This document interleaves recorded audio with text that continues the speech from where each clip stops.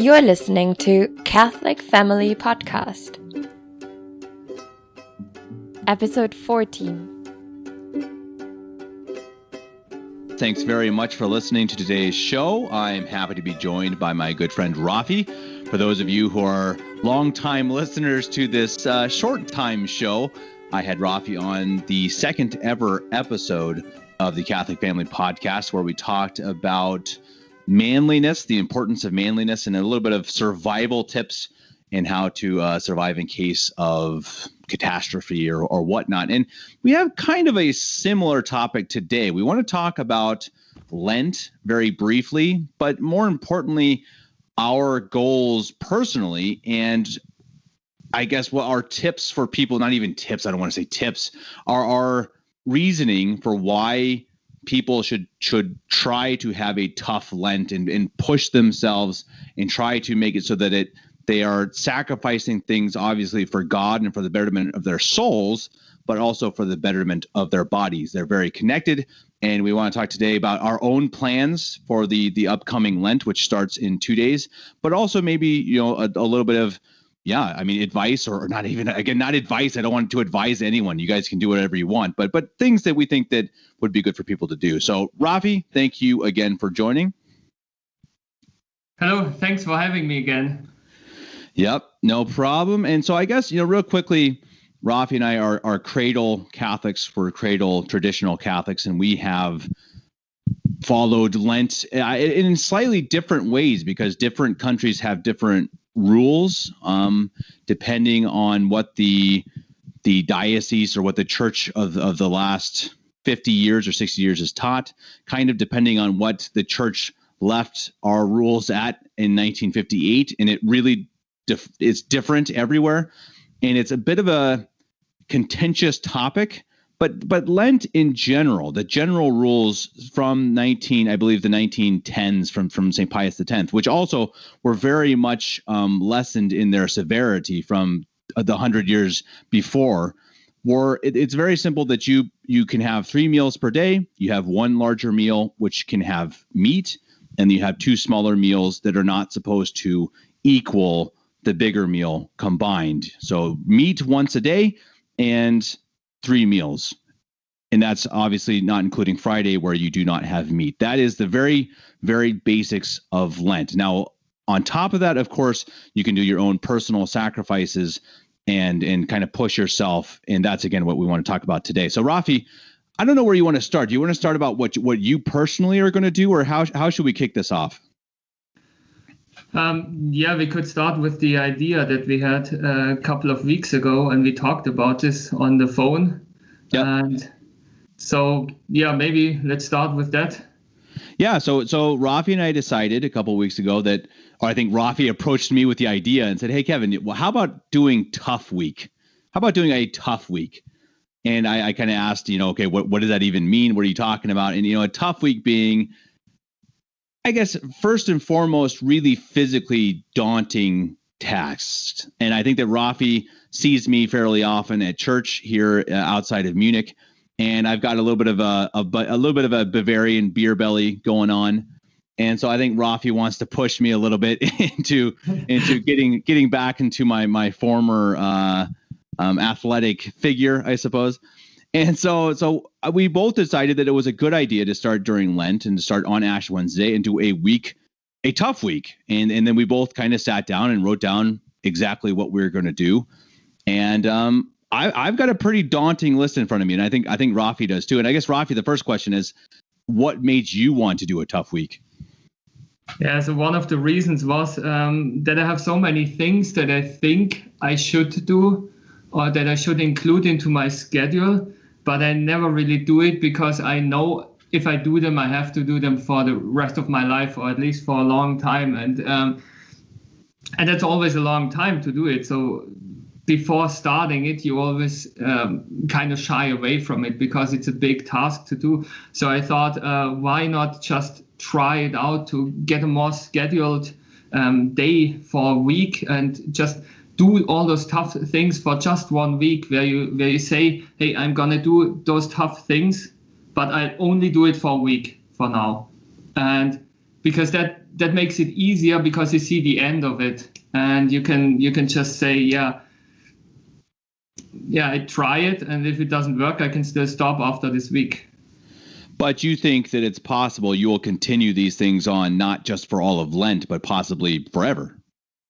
Yes, but not all of it. So the 1 week will be tough, and even time-wise, it might be difficult to do it, especially when it comes to different circumstances. Once I'll have a family, or sometimes you do different things in the evening. You have different appointments and so on, and so you just don't have the time. But there are things that could easily become a habit, and some things on this list don't even take any time. For example, one thing on my list is taking cold showers. A cold shower is actually saving time, because you never take a cold shower as long as a hot shower. This is true. Definitely not as long. You're probably 1/10 of the time frame, I'm thinking. Yes, definitely. And that's one of the points that I did it for like 1 or 2 years, some years ago. And then I found more and more excuses, and I did it less and less often. And like lately, I haven't taken a lot of cold showers at all. And so that's something where I want to get into it, and I need some pressure for that. And so why do you want to get into it? Do you want to get into it because it's tough and it's manly, or because it's beneficial health-wise? I think it's on one hand it's tough, and it's good for your body. It starts your circulation better in the morning, and you're really fresh afterwards. Like, you don't need any coffee or anything. You're awake. You're totally awake after it, and it also strengthens your will, because those are, I don't know, the hardest seconds of the day usually, when you're standing in the shower, and the moment before you switch on the shower, and you're like, okay, well, now the cold water is coming. And that's pretty tough, and that's something challenging in your mind. It's psychologically challenging, and it's also it is not necessarily a spiritual sacrifice, but it also plays into this getting getting a mental workout. Well, and that's exactly the point of Lent in a nutshell, and of why we should sacrifice and why we should fast is to try to strengthen our will, to make sure that our mind is in control of our bodies, because as we all know, we all have our own weaknesses of the flesh, whatever it is, and many of them are sinful, and some of them are extremely sinful. And the best way to combat that is to strengthen the will, and to strengthen the will, as you say, a good way to do that is to take cold showers, or to fast, or to do things that your body just tells you it doesn't want to do. Yes, and your body finds excuses, and your body is moaning, and you are finding excuses why you can't do this. You don't eat for 2 hours, and your body is getting hungry, and you think, oh, I have to eat, otherwise I cannot. My body doesn't work anymore, and I cannot keep on working, and so on. But that's not the case, and you will find out this if you cross a certain border, if you sacrifice, and if you do hard things. And right. And you'll usually find that you feel much better afterwards, right? I mean, if you take a cold shower, you feel better. If you hike up a mountain, if you work out, if you fast, you actually feel better. It is physically beneficial, not just spiritually beneficial. I think that's the beauty of the whole thing. I think that's, as always, and I talk about this all the time, the Catholic Church, I think many people who are atheists or are outside the Catholic Church look at it and say, oh, there are just too many rules. We can't follow so many rules. It's like, well, what's your goal? I mean, where do you want to go? If your ultimate goal is heaven, then don't you want a set of rules to help you get there? And I think that's kind of also what we need, in terms of our physical and spiritual well-being. We need to set ourselves a set of rules and say, okay, this is what we need to do to strengthen ourselves and to help get to heaven, because that's ultimately the goal. Yeah. And there are so many atheists that have a tough life, and that do things like cold showers, workouts, and stuff like this. They do all this to strengthen their will and to strengthen their body and so on, but they do it without the spiritual side of it. And so that's also something that's very important in this tough week now, that you don't only do it for just your body or for just your mind, but also do it for your soul. Like, make it a sacrifice. Get into the shower and and think about why you're doing it and making it a sacrifice, that you take this hard thing on yourself and right. not only, yeah. Yeah, and I'm reading a book about Saint Benedict right now, and I think that it's a really beautiful thing that they had a very simple life as a Benedictine, but everything you did, you offered it to God. Everything that was hard, everything that was not as hard, everything was offered to God. And these were monks who were extremely holy, but they were extremely happy, and they lived extremely long lives. And again, this is all interconnected, and it is all kind of part of our spiritual and physical connection that I think I can speak for myself. I have gotten a more of a beer belly. I'm not fat, but I'm not in shape, and I feel worse for it. I really don't feel good. I mean, I feel sick all the time and stuff. And I think that's something that I'm really looking forward to, pushing myself and having a real motivation, which I should have every day, obviously, but it is hard, as they say, the things that are trying to pull you down are the devil, the flesh, and the world. And there's a reason why the flesh is in that list.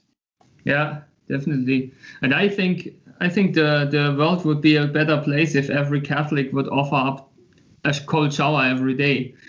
I think that would already make a difference, and it wouldn't be a big thing. But it's we are so getting used to being comfortable. Yeah, we are putting our heaters to 22 degrees Celsius every day and stuff like that. We don't like to be cold. We don't like to be uncomfortable in general. But sometimes it would be very beneficial to do it, but also do it with the thought of sacrificing it for God.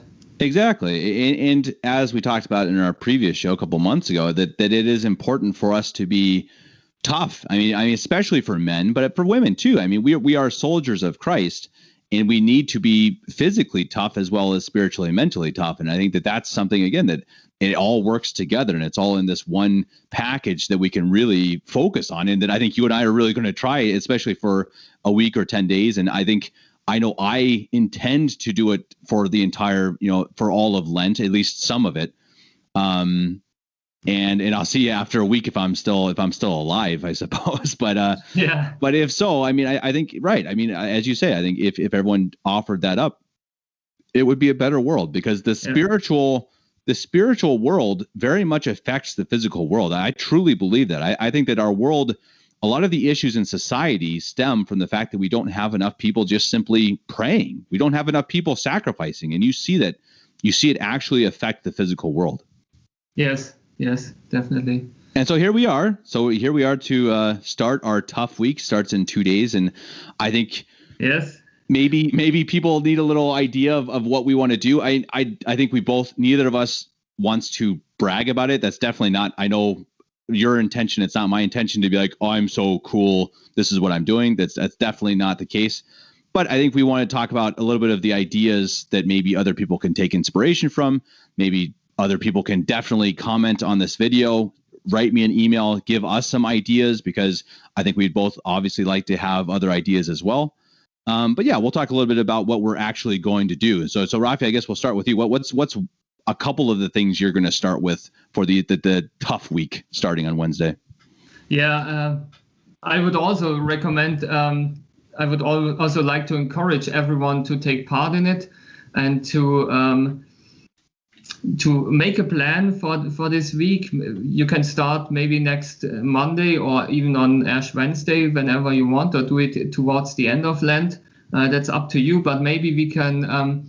You can do your own plan then, and then maybe we can have one or the other person on the show afterwards and have a discussion about that as well, like how it went and how we liked it, what we took away from it. For sure. And that's a great idea. And I think if they don't want to come on the show, they can at least send an email or text or whatever, because I think a big part of what we want to encourage is to do it as a group, because it makes it a lot easier. If you're alone and you don't have, it's not necessarily encouragement, but if you're not in it together with someone, it does make it harder. If you know you're in this tough week together and you can talk about it afterwards, you don't need to be able to do that. You should be able to just do it for God. But we're still humans, and we are still weak. And I think it is a good way to start things and to have a community. Yeah, exactly. I definitely need the support in someone kicking me up a mountain, which is going to be one of the things that I'm going to be doing for Tough Week. I need that emotional support, let's say. Yeah, me too, definitely. Probably on different things than you do, but it's also there are so many things. Everyone has so many things to work on, and I think this is a great chance to pick a few of those things and really work on those very focused. Totally. And as we all know, that should be our ultimate goal, right? Is trying to perfect ourselves as well as we can, spiritually more so, but also, of course, physically and mentally. Yeah. So let's get rid of your belly. That's exactly that. That is definitely one of the goals. I mean, right now I'm weighing in at about 93 kilos, about 205 pounds, and really, I should be probably more like, I don't know, kilos, maybe 88 kilos, 85 pounds or something like that. So I'm overweight. I'm not obese or anything, but I weigh more than I should. And yeah, it affects me physically, but it also is, it is a detriment. I mean, it is something that I have let my ways overcome, being actually in physically good shape. And I think that's something that I definitely look forward to fixing. I don't look forward to it, but I also do. You know how that is. I'm totally dreading it. I'm dreading every minute of it. Yes. But I'm also extremely excited about it. Yeah, for me, it's like I do work out a lot regularly, almost every day. But still, I like to eat a lot. So for me, it's also something where I want to get a little bit down in my weight. So I weigh 180 pounds right now. That's 82 kilograms, which is kind of on the upper end of where I want to be. And so I kind of want to lose maybe 10 pounds, something like this. So not too much, but it's still something where I really need to work on being more disciplined with food, especially also with junk food and bad food, like sugar and stuff. So. Totally. Yeah, I mean, with me, it's pretty regularly too much sugar. I mean, especially over Christmas, I eat tons of cookies. I mean, like I think I buy stores out of cookies, and then I drink, especially over the holidays, I drink wine and beer and schnapps, and not to excess, but regularly. And I think it really eventually affects your body. Yeah, right.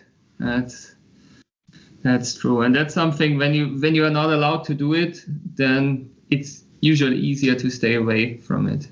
Right. Yeah, and I've done a few times these 2-month diets of no sugar, and there are a couple really bad weeks, but eventually you come out of it, I'm feeling much better, and then I'll go a couple months and not eat any sugar, and then I'll slowly get back into it, and then by Christmas I'm eating it by the sleeve. So. And then it shows in the end. The spirit is willing, but the flesh is weak. Yes. That is the problem. But again, I think that this is what I want. I think you want as a kickstart to get a healthier lifestyle. I think you're a little better off than I am, but it is important. And I think that, anyone listening, I'm sure many people are already eating healthier foods and trying to kick sugar and whatnot from their diets. But I'm not one of these vegan people or something, but I do think that it is really important to be physically fit, like we talked about in our previous show, just to literally be able to take care of your family, especially if you're men. Yeah. And it's just, it is a way to show that your will can overcome your bodily weaknesses. Yeah. Yes, definitely. So. And so, I mean, I guess. Get into the plan. Yeah. Let's get into the plan. What's a couple of yours? You give a couple of yours and I'll give a couple of my ideas. Or do you want to do the whole thing? Yeah. So there are two things. I have two lists. So one list is the kind of a schedule for Monday till Thursday. And then there is a kind of a rule list where I have rules which are not in a schedule, but things that I want to follow or that I don't want to do. So I have a schedule for Monday till Thursday, and then I will have a schedule for Friday and Saturday as a different one because my work schedule is different on those days. Yeah. I'm off on Saturday, obviously. So I want to start at 5:30 each morning. So I want to get up at 5:30 each morning, because that's also something which I really like. I really like getting up early in the morning and have an early morning, and it's so beautiful outside, even if it's still dark, and it slowly gets more bright, and you're just more fit during the day. But it's also something which I have problems actually doing, because I also like to stay in bed. Well, especially when you have like negative 15 degrees or something, when it's going outside is not so easy right now. So that will definitely be a challenge. Yeah, and especially when you stayed up late, because you're being on the phone, you're being on the computer, you're watching a movie, watching sports or something like this, and then pretty soon it's 11 or 12 o'clock, and then you don't want to get up at 6 o'clock. So together with getting up at 5:30, I also made the rule that I go to bed at 10 o'clock at the latest. So I have 7.5 hours of sleep. That's a good amount of sleep. And it's also kind of hard for me to go to bed so early, but it's also hard for me to get up. So that's already the first tough thing about it. Right. And I don't know. Yeah, I'm doing similar. I'm waking up I'm going to try to wake up at 5. Partly because tougher than me. I mean, this isn't a surprise to me, and I assume no one listening, this isn't too surprising. I'm tougher than you are, but I got to get up. One of the things I got to do is I got to start a fire in the morning. We have a fireplace that warms up the whole house for the day, so that takes up a bit of time. Yeah. And and so I'm also gonna get up at 5, and going to bed early is actually honestly no problem for me. I've got a little 1-year-old, and she usually goes to bed about 7 or so. So I almost never stay up past 10. Honestly, I don't have that much interesting to do. I mean, maybe sometimes I'll stay up and read a little bit, or Ina and I will talk or watch a movie or something. But generally we're in bed before 10. So that the waking up, I've been slowly trying to get myself used to it and getting up at 6 o'clock or so. And it's also something I'm really looking forward to. I'm looking forward to getting up early and being up early. I'm not looking forward to going outside at 5 o'clock or 5:30 in the morning. That's your plan? Yeah. So my plan, I guess I'll go to my next step is my next step. I live in Reitenwinkel, Germany, for anyone who's listening. It's in the Alps, in the very corner of Germany, right next to Austria. We're about a 30-minute walk from Austria, and I got mountains surrounding me, and I've got a mountain directly behind my house that I can walk up to and down and back in an hour. And so that's my first thing in the morning. Is I will wake up at 5, I'll start a fire, and then I will walk up and then back down the mountain. That sounds great. It sounds tough in the very early, but I am pretty sure it feels really good. For sure, the feeling is great. I mean, it is really hard. It's really hard to start, but it is a beautiful feeling to have already accomplished that before most people are waking up. It's again, this is, I think we can stress again and again that it is really hard, but these are things that you will actually really feel better after doing. That you really will feel accomplished. You'll feel like a better person after doing these things, even though the hard thing is to get the will to actually do it. And so I guess after this walk, then I will do my cold shower, and then I'll get my day going. Yeah. Maybe after this week, we'll find out what we missed out in life so far. It could be. I mean, it sounds crazy. Of that. It could. Right. Exactly. Yeah. I think that's okay. I mean, better late than never. Yeah, totally. I mean, we're both youngish. I mean, we're around 30. So at least me. So yeah, exactly. I'm the old man of the group, right? But I mean, and I think that I miss the time of being healthy and fit, and I'm excited for that. And like I said, really, really, really scared. So what's next for you? So what else is on your schedule? So for me, the next one is after getting up, morning prayer, which is an obvious thing, but so far I usually jump out of bed. I get dressed within minutes, and I jump into my car and pray on the way there. So I never really take the time. So I'm pretty fast in the morning.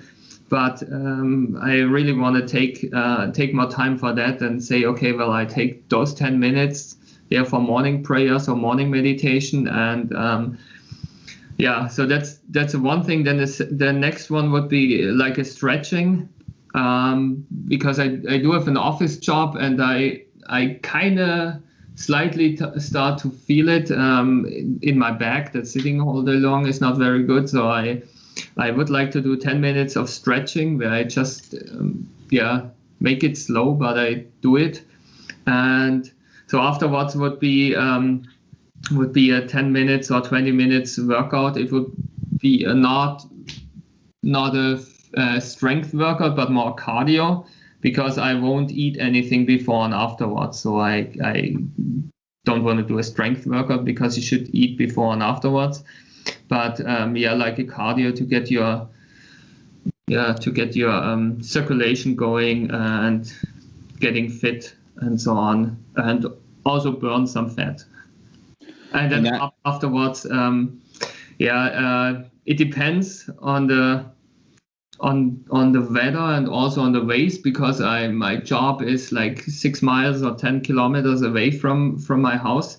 So I can take the bike there, but I ride the bike through the forest, and I have to check out the ways if they are kind of free from snow, because we had quite a lot of snow recently. And if we have like a foot of snow still in the forest, then it's kind of hard to do it by bike. Right. So that's still open. I need to check that out. But if I take my bike, then I would straight get to my bike and then take a shower at work, which I fortunately can do. A cold shower, obviously. Yeah, right. So if your coworkers hear screaming, then they'll know that that's just Raphy in the cold shower. That's actually, I mean, because a cold shower takes away your breath, and you're standing there like right, like a fish. And I don't know. I hope I don't scare anybody. Raphy, do we need to call a doctor? just take a cold shower. Right, exactly. You see, maybe you're doing a really good favor for these people and making them realize that you're sacrificing a little bit, and maybe they'll make them think about it. You never know. Yeah, maybe somebody does it afterwards too, because they think it's so cool. Exactly. Raphy's so cool, then cold showers must be cool. Exactly, but it's a good idea that you have such a strict schedule. I mean, I'm trying to do the same also with the family too. That I mean, I work from home, so it's a little bit different. That we kind of really set an entire day as the family kind of, and we have a very structured plan. And we did it for a few weeks earlier last year, or later last year, I should say. And it was great. We felt really good about the day. We felt much better about getting things done. We were just better about getting things done we wanted to get done, and we didn't waste as much time. Yeah. We weren't on our phones. There was a lot of things that were really much better, and it was a very strict plan. It was like at 12 o'clock we pray the Angelus, and then we eat, and then you clean up, and then at 1 o'clock we go on a rosary walk, and then after that you come back and then work until 5. And it's really nice. I again, it sounds crazy. It sounds like you're in a Benedictine monastery or something, but it's pretty nice. Sometimes you're actually winning time, because so often you get home, you don't have a schedule, so you sit down and you waste half an hour with checking your emails, or I don't know, watching stupid memes on social media and stuff like that. And it really, I mean, this is time of your life that you're wasting, that you could use but much better. And then in the end of the day, you're running out of time for doing the things that you really want to do and that you need to do. And then it's really frustrating. So in the end, you didn't accomplish anything, and you had a lazy time, and it might have even been fun, but in the end you're frustrated because it wasn't the good type, the productive kind of fun. Exactly. And I think even crazier, I think that even if you mean to be productive, I think you actually waste time in trying to decide what to do. Yeah. Like, especially when you're married, you'll find this whenever you get married, that you oftentimes spend time trying to just talk about, okay, what next? What should we do? What's the, dot.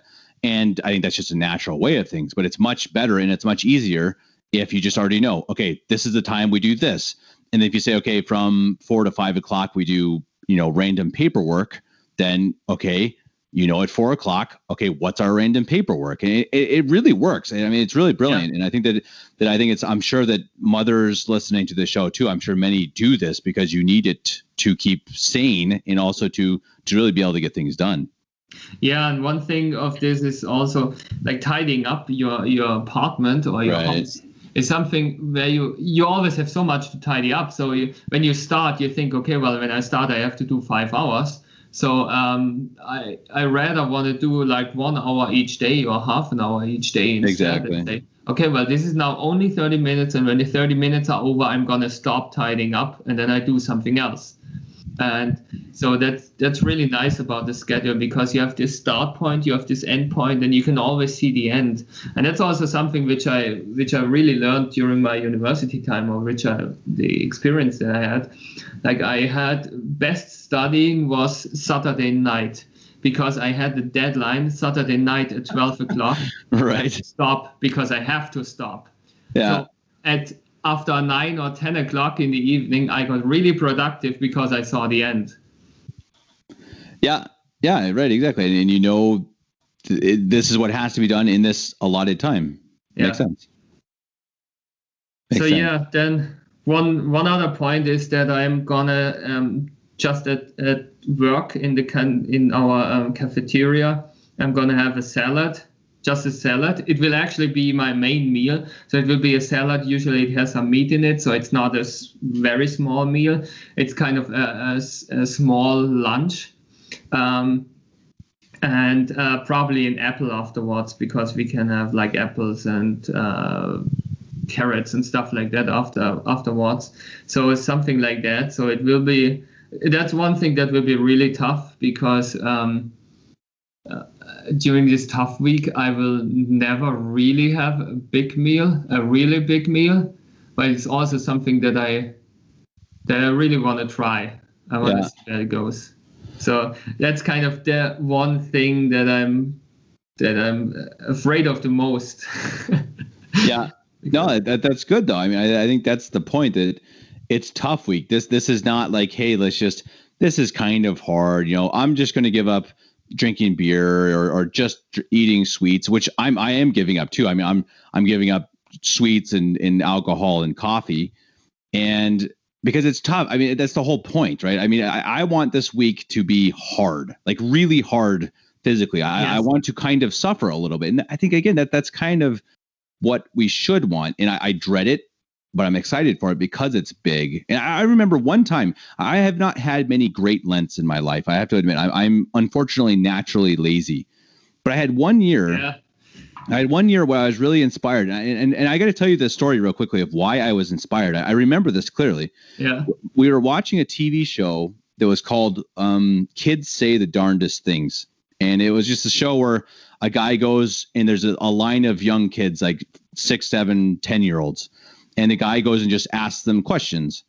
And this was back in the 1940s where, Catholic questions were pretty normal. And so he asked these kids, he said, "What are you giving up for Lent?" And I remember one of the boys said, I am not going to scratch any itch.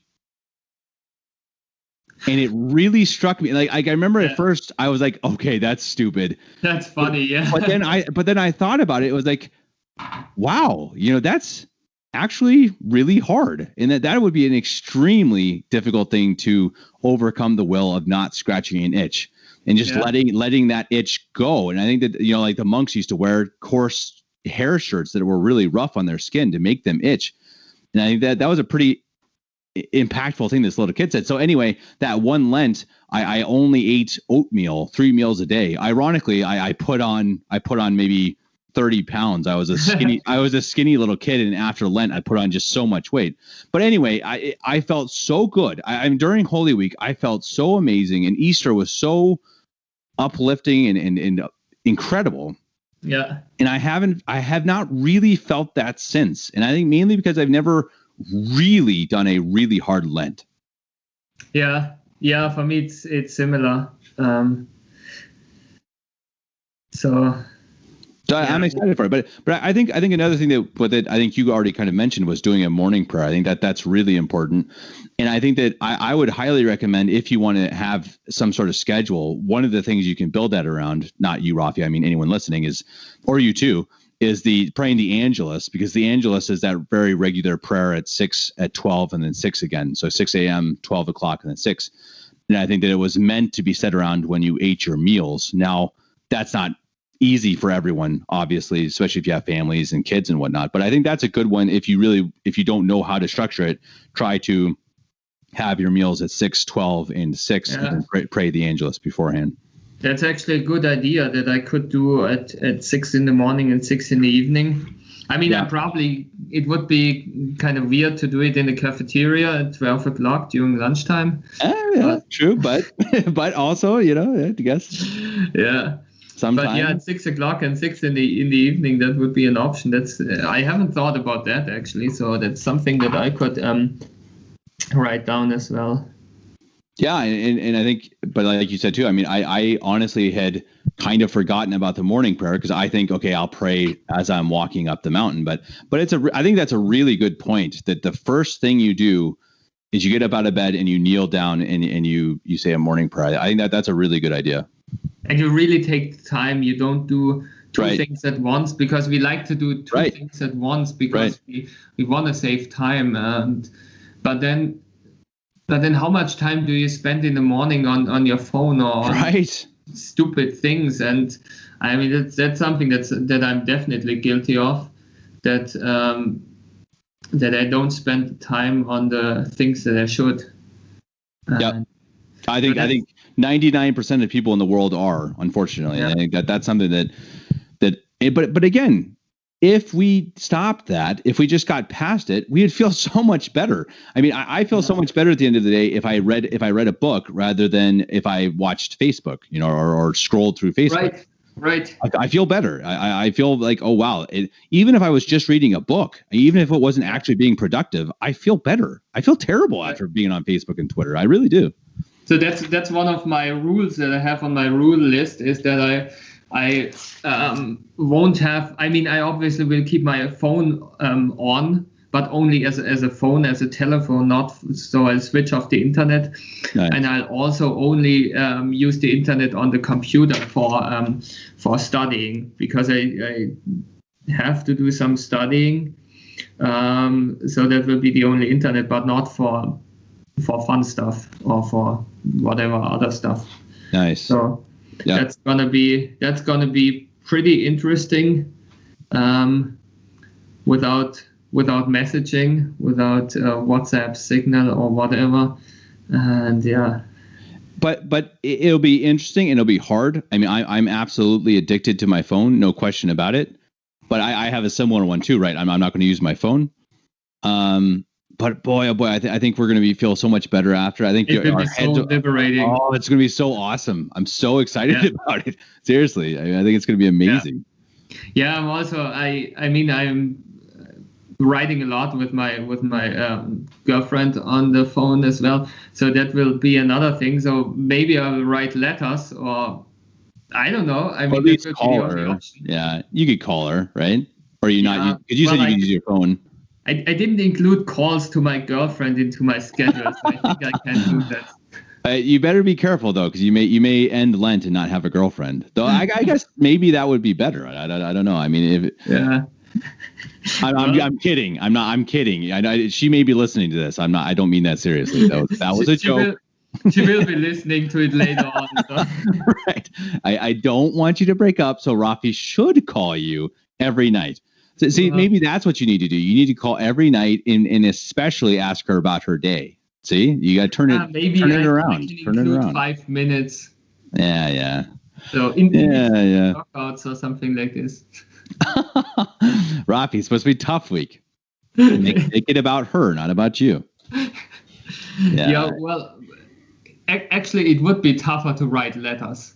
That's true. I'm not the best letter writer. And she'd probably find it very romantic. Yeah, she would definitely. I mean, I live with my wife, so she may find it a little strange if I started writing her letters. So she may not. Honestly, she may like it. Girls like that kind of stuff. If you gave up talking to her and wrote her letters instead. Right, exactly. It would be an idea. I'll write a letter, honey, please pass me the butter. Right, exactly. Okay, yeah, see, this is the point in the show where people don't need to listen to our Lenten advice anymore. Anyway, so I guess, we're already almost approaching 45 minutes. Amazingly, somehow you and I can just talk on forever. But so we got 5 minutes left. How do we want to wrap this up? What else do you want to talk about with your plan, or is there anything else?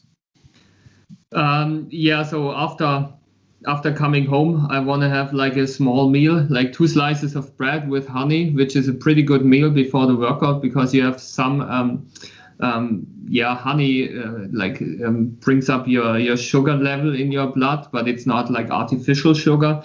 And so you can do a workout pretty quickly afterwards. So I want to do 30 to 60 minute workout later on. So more strength workout then, not so much here, but really. Yeah, me too. Right. Destroying the muscles. Right. And afterwards, pretty much right afterwards, a second small meal which will be probably like 2 eggs and 2 slices of bread or something like this. So a protein-rich meal which is still quite small, so that I still can kind of benefit from the workout, but don't really eat much. Yeah. Right, and so I guess the feeling of Lent that you want to have is that you don't feel satisfied. You don't want to be that I'm so full. You should never be full in Lent. That's kind of the main point. And another thing I want to mention too is that I think that spiritual reading is really important, especially during Lent. And I imagine you're doing that too. I really recommend that we've read the last 2 years is called The Day Christ Died. It's really, really good. It's very, I'm not sure for you, but anyone listening, it's very historical. It's a very detailed look into what was going on, like literally going on when Christ was crucified. Yeah, it's really fascinating, and I think for me it really makes it real. It makes it so I can really picture it and really meditate on it. And I think that for me personally, that's really important. And then we're also going to read a section from the New Testament every night too, because I think that's something that I've seen for myself, especially, but I think for other Catholics that we tend to not read the Bible enough. And I think that you don't want to just be only reading the Bible, but I think we get away from it a little too much sometimes. Yeah. For me, I also have the spiritual reading before going to bed. So my day kind of gets from work to workout, and then it gets slower and slower. So it gets more relaxing and relaxing. So after the workout, I will do, as I said, the second small meal and then some studying. So on various topics. So it's either it's something which might be good for like career, job, or whatever, or it's something like survival skills or stuff like that. Reading about things which is more like, let's call it studying. And, right. And then afterwards, praying the rosary, probably a rosary walk outside, to also be outside for another 30 minutes, 45 minutes. So I want to do it, I want to pray the rosary, but also walk a little afterwards. And then also I have like 45 minutes of housework where I just try to keep everything in order in the apartment. And then finally I'll go do some spiritual reading before going to bed. So that's kind of the schedule. And so maybe we can go a little bit into the rules, also like the things we want to give up. Let's do it, but let's do it quickly. On a week, Yes, so like one obvious thing would be no sugar, no candy, so no artificial sugar, no alcohol, no chips. I think those are the rather easy things, because those are things that superfluous. You give up pretty much every Lent, so it's kind of stating the obvious, but I still wanted to include it. And then, as I already mentioned, no internet. That will be tougher, but I think it will be really liberating too. Right. And no movies, no video games. That's actually not too tough on me because I don't really watch a lot of movies. There are not many good movies anyway. Right. Yeah, right. True. And yeah, so, but then keeping everything tidy, that's something that I definitely need to work on. Right. And most single guys do. Yeah. Yeah, and it's not so much about tidying up. It's more about when you get home, you dump your backpack into the corner. Right. And you think about, okay, well, I can tidy up later on because now I'm hungry. And so you eat and you'll never tidy it up until next weekend when you have time and you want to keep everything tidy or make everything tidy. So that's one thing that I really want to do, that when I have something in my hand, and I use it, after I use it, I put it in its place again. So it usually doesn't take more time. But if you put your shirt after work, you dump it on your bed, or you put it back into the wardrobe or into the washing box, doesn't really take more time, but it makes a big difference. Oh, absolutely. Yeah. I mean, I think, a clean house leads to a clean mind. And I think that's definitely true. I mean, whatever you're surrounded by, I think it does absolutely affect your psyche and your how your brain works. Literally, I think if you have a clean desk, you can think clearer. And but it's a struggle. I mean, it's a struggle for me too. And that's also something that I've also definitely have to work on this Lent. But I think if I free up the time from my phone and from these things that I just don't need to be doing, then I think it'll be easier to have that time in cleaning and especially just having that mentality of I really think the biggest thing that anyone can take away from the show, I hope, is that go do things you don't want to do. And Paul talked about that in another podcast too. Doing hard things is good.